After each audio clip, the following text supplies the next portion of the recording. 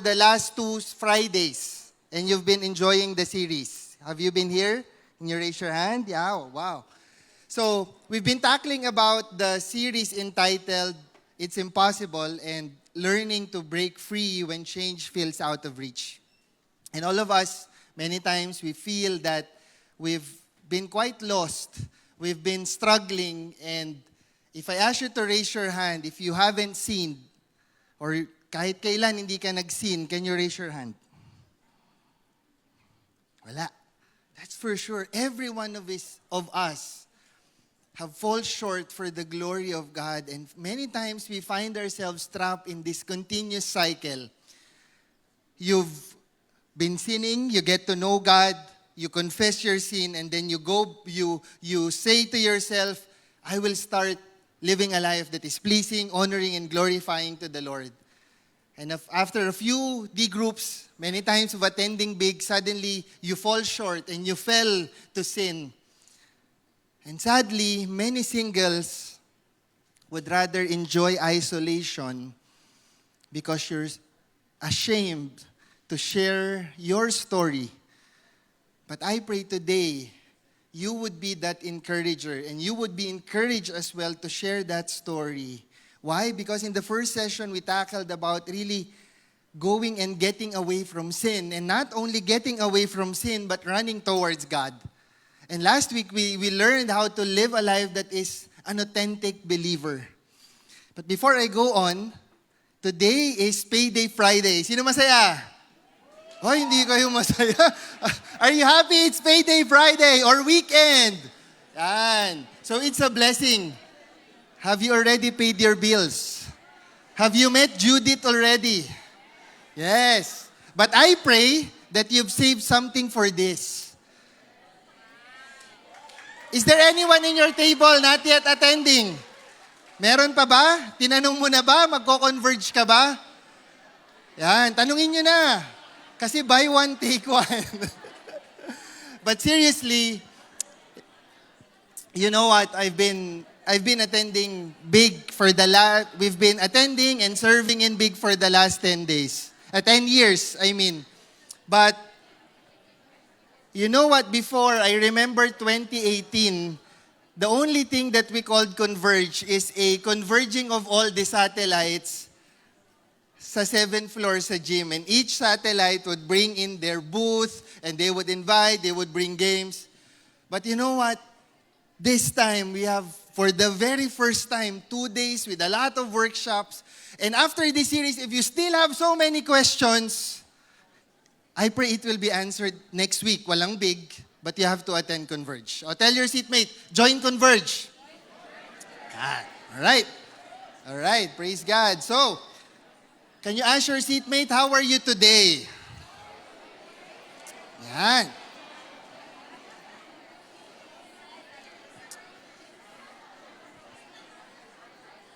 Why do I have to ask, how are you today?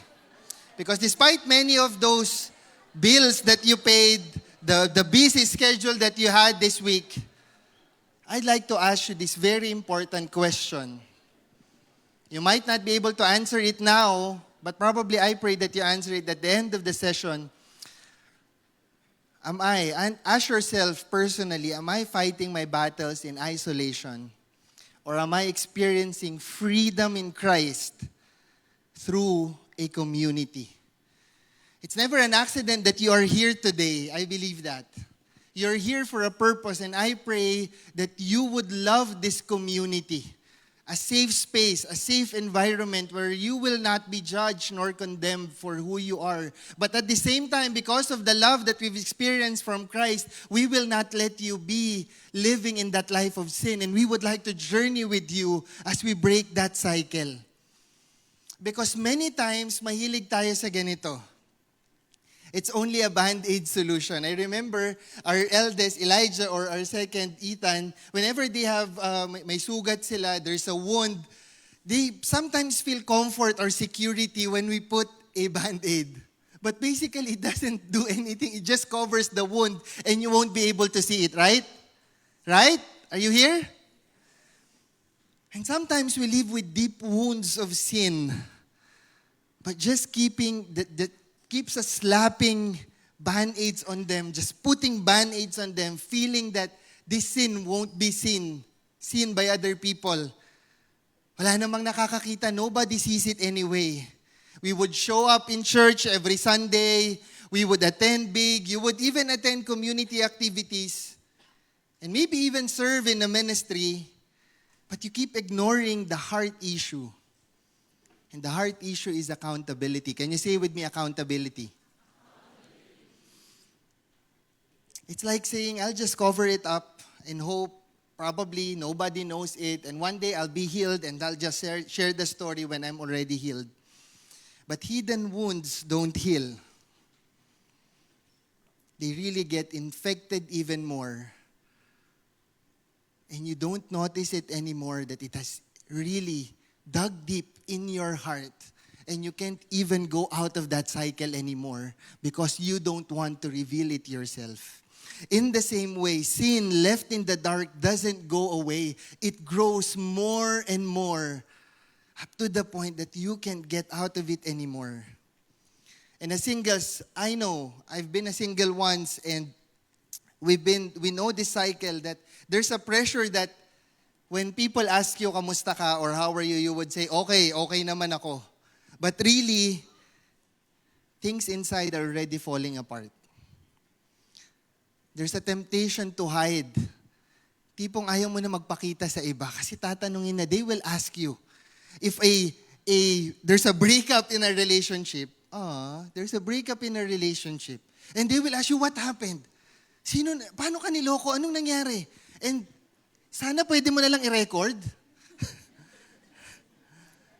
But there's really that temptation to really isolate. I don't want to talk to anybody anymore because you are afraid of judgment, right? And the loneliness that whispers, you're on your own. And probably nobody really understands you or even cares for you. But you know what? Here's the gospel reality that I want to tell all of you. We don't have to carry sin and shame alone. Because Christ already paid everything and carried it to the cross of Calvary. You know what? Accountability is not a band-aid solution. It's the design made by God for true healing to happen in our individual lives. And it's not about really proving your self-worth, but really it's about walking in the freedom that Jesus already purchased for you and for me. Many times, we neglect that truth. If you're really a believer of Christ, you're already free in Him. Can I hear an amen? Amen. You're already free in Christ. And I like to remind us, do you remember how God chose you before the foundation of earth because of how much He loves you? Do you remember how He gave up His Son, Jesus, to sacrifice His life on the cross for you? Do you remember how He has forgiven all of your sins, past, present, and even future, and have given you the free gift of eternal life? Do you remember how He promises never to leave you nor forsake you? And I pray you remember those truths in those moments that the devil will keep returning and deceiving you that you're not worthy. That nobody loves you, nobody cares for you. Remember how Jesus assures you of your eternal inheritance. I pray that these truths, these promises will really fill your hearts. Because we cannot run away from what we have right now and just go in different directions. We need to run towards God and make the impossible possible through Him alone. I need to lay that foundation because at the end of the day, you and me must realize that we cannot do it apart from who Christ is. And true freedom from sin is not found in isolation. It is experienced when we learn to open up. Can you say with me, open up? Tapikin mo yung katabi mo, tell him or her, it's time to open up. You open up how? There are three things. Number one, you open up when you surrender to Jesus Christ. All of the things, lahat ng nilalaman ng puso mo. Not only that, you need to live in accountability. Again, can you say with me, accountability? And last is to grow and growing in a community. Can you tell your seatmate, you're in the right place? You're in the right place. So, if living with band-aid solutions and silent struggles only keeps us stuck where we are, then what's God's better design for all of us? He calls us not to walk alone, but to walk together. Can you tell your seatmate, let's walk together starting today? That's why tonight's message is all about, it's time to open up, break the cycle, and grow with others. Let's pray. Dear Heavenly Father, we pray, O God, that as we truly understand what it means to have that relationship with you, what it really means to have true freedom in you, O God, as we understand that you are the root and the foundation of their singleness, of our individual lives, I pray that we live in accountability. That not only we open up, but we start breaking the cycle and really grow with others and fully understand that indeed, we can never walk alone. But we can do it from you, in you, through the power of the community and the fellowship that you have blessed us with. I pray, O God, that you teach all of us this beautiful lesson and allow us, Lord God, when we get out of this room, we will not feel ashamed, that we will feel supported, guided, and loved through this community here at Big Fridays. We love you, O God. In the mighty name of Jesus, we pray. Amen and amen. I'd like to share two important words sa inyo. Number one is transparency. What does transparency mean? It means open, honest, and without secrets. Look at your seatmate. Wala bang secret? Mamaya pa po, sa breakout pa. Sa breakout pa magkakalabas. But what is accountability? Accountability is being responsible for and having to explain your actions. I'm already on the right age. Why do I need to explain my actions? And that is accountability is. Because this world will teach you, do whatever you want. But accountability teaches us that there's somebody guiding you, wanting to know why you did and commit that sin so that it can be prevented. Not only cured, but really be prevented so that you don't do it again. I remember Pastor Danny, our mentor, heard, I believe, from Pastor Peter, that transparency without accountability is hypocrisy. You just keep sharing and being honest and being open with your secrets, then what happens next? It's important that you know that you need to be accountable for what you did and what you will do in the future because somebody's checking in you. And I remember one disciple of mine would ask, Kuya, why do you always ask kamusta ako? Another disciple would ask, Kuya, why are you checking me and asking me how's my heart? Because deep down, if we don't correct the condition of our hearts, it leads us to sin. That's why it says in James 5:16, it says, can you read with me? Confess means to openly agree with God, to acknowledge it fully, because healing comes through confession. Not just physical, but more than that, it's really spiritual. And we can only truly open up and own our struggles if we know we are secure in Christ. And because Jesus already bore our sin on the cross, we no longer hide in shame. Accountability flows from the gospel, and we confess without fear because Jesus already paid for all of it. That's why Dietrich said this, sin demands to have a man or a woman by himself nang nag-iisa ka. Because many times you will say, wala namang nakakakita. Wala namang makakaalam. Kung walang makakaalam, nobody knows it, I will not be in trouble. But you see, there is a warning here because sin grows strongest when you are alone. And the enemy wants to cut you off. The more isolated, the more destructive the power of sin is. He wants to convince you that you're the only one struggling. That no one would really understand what you're going through. That you're safer keeping it to yourself and not sharing it to others. But I tell you, brothers and sisters, that's a lie. The truth is, the more you hide, the more destructive the sin and its consequences becomes. Singles, this is why accountability is not optional. It's important, it's essential. Because sin loses its power when it's exposed to the light of who Christ is through the love of a community.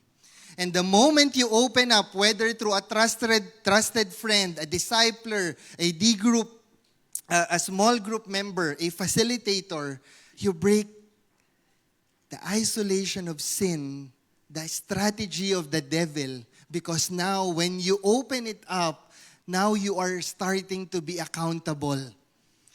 You remind yourself, I am not alone in this. I believe I will not be condemned and I don't have to fight this cycle in silence. That's when you begin to grow with others. Even David, King David, when he says in Psalm 32, 3-4, when I refused to confess my sin, my body, what happened to him? His body wasted away and I groaned all day. Day and night, your hand of discipline was heavy on me. My strength evaporated like water in the summer heat. David tried to hide his sin and it ate him alive. That's that feeling.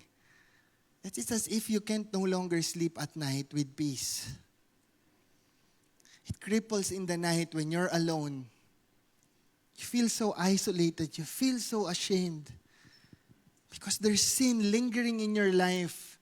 And the Holy Spirit is fighting and telling you, reveal it, tell it, confess it. And you keep telling yourself, wag na, baka mawala yung mga kaibigan ko. Wag na, baka magduda sila sa akin. Now I start to lose everything that I have done at work. That's what hiding does. It drains the life out of you. Can you tell your seatmate, stop hiding? Because many of us are imprisoned. You are held captive by your sins, by your struggles.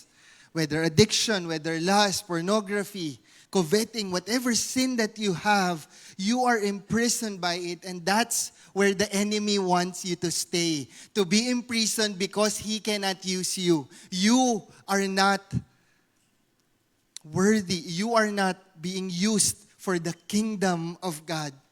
And the enemy is so joyful when he holds you captive, seeing you fail, seeing you away from God, seeing you self-sufficient, seeing you isolated. And I cannot make that decision for you. It's your decision today to really confess your sins like David. Then David confessed to Nathan. He said, can you read with me? I mean that. One more time. Let's read that and mean it as if you're saying it to the Lord. One more time. 1, 2, 3, go. I have sinned against the Lord. The moment David confessed, saying, I have sinned against the Lord, then God's mercy and grace keep rushing in. What did Nathan, the prophet, said? Yes, but the Lord has forgiven you. And you won't die for this sin. Some of us are carrying that same weight. We look good, we look okay on the outside, but inside, truly, we're exhausted, we're tired, we're spiritually dry, we're chained by guilt, by shame. And we think if I admit this, people will start rejecting me. But the truth is, when you open up, God's mercy meets you. When you open up, God's mercy and grace meets you where you are. And accountability doesn't bring condemnation. It brings freedom. So I pray you stop letting hidden sin consume you. I pray that you start breaking the cycle. I pray that you own up to your struggles and grow with others, because God's mercy, in reality, is bigger than any sin or any failure you have ever experienced. So how do you open up? Number one, can you read with me? Tell your seatmate, own your struggles. It's a time to open up and own your struggles. Stop breaking the cycle with band-aid solutions that we keep doing. You don't have to pretend anymore. Accountability isn't about shame. It's about true freedom, true healing in Jesus. And when you open up in discipleship or small group or in one-on-ones, you experience the real community. That's what the devil wants. To try to tell you a lie that it's really impossible. And I remember when we started joining Big, me and Rina, my wife now, my girlfriend before, we were struggling with premarital sex. 3 years we tried saying, we will get married, we will stop sinning anymore, and we won't do it. But still, we go on a Sunday. We would attend St. Francis, and even here, and it's just like a cycle that happens paulit-ulit. And we can't live with it anymore. Until one day, my tita told me, Paolo, if there's a CCF Commonwealth that's 1 jeep away from you, if you join there, I pray that you'll be part of a real community. We didn't attend the Sunday service there. The first time we attended a CCF Commonwealth activities through Big Commonwealth. Suddenly, it felt, bakit may breakout? Anong isi-share ko? Ba't magkahiwalay tayo? Then when our facilitators start asking, how are you doing today? What's the sin that keeps keeping you from really serving and fully surrendering to the Lord? That's when we said that we were really struggling with premarital sex. We didn't feel judged. We felt and said, would you like to join our D group? And we would like to journey with you. That great feeling that there's a community, not to judge you, but to journey with you in that struggle. And I remember those times, lagi dati before we would go out and just the two of us ni Rina. But starting when we had accountability, our D group leader would say, where are you? Is it only the two of you? We will go there. Because we are protected when we are in a group. Right? Kahit ayaw natin. But that's the truth. When you open up in discipleship, you discover you're not the only one fighting. You don't have to battle in silence. You can grow in others. Now, once we own our struggles, what do we do next? We don't just admit, we don't just confess, we don't just acknowledge, we invite God's power. And the power of God comes through surrender. Surrender. The first step to healing is the courage to confess. And the second is the grace to what? To surrender. Madalas we don't experience true healing because we're afraid. Freedom begins where honesty starts. That's why the following sentences, it says, pray for each other so that you may be healed. And the earnest prayer of a righteous person has great power and produces wonderful results. Prayer takes our weaknesses and lays it in the hands of the Almighty God. It takes our struggles out of the dark and it places them under the light of God. That's why prayer heals. Because prayer is powerful because it invites God's presence into the very places where we are tempted to hide it. It's effective because it aligns our hearts and His will and His strength, not on our own. And accountability without prayer is just a venting session. You just share it continuously, but you're not willing to take that stand and decision. Now, correct me on this. Now, I'm giving you the opportunity. the authority to check me regularly. It's hard because you got used to that life living that I'm okay on my own. I can do whatever decision I will do. If you're struggling with finances, now you're give that opportunity to somebody, for the group leader, your facilitator, to check you before you buy anything. Is this a want or a need? Si-check out ko na ba? Hindi lang sa boyfriend at girlfriend yan, pwede yan sa D-group leader. If you want accountability to transform you, not just inform you, you need prayer.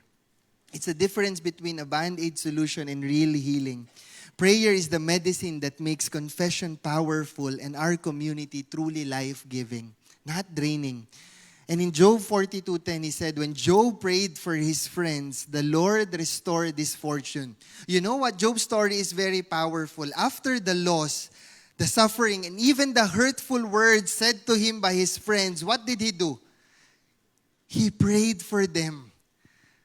Job's breakthrough came not when he only prayed for himself, but when he prayed for his friends. Because his healing was tied to intercession. And that's the power of praying for one another. And many times, alam po to ng mga malalapit sa akin, I would ask people, how can I pray for you? Intentionally, reach out to them. How can I pray for you? Because that might be the only way that they can be accountable to them, na they won't feel that they are being checked upon. But when they answer, minsan napakahaba because they're really struggling na pala. Sometimes the cycle of sin, shame, and discouragement feels unbreakable because all our prayers revolve around ourselves. My struggle, my problem, my concerns, my issues.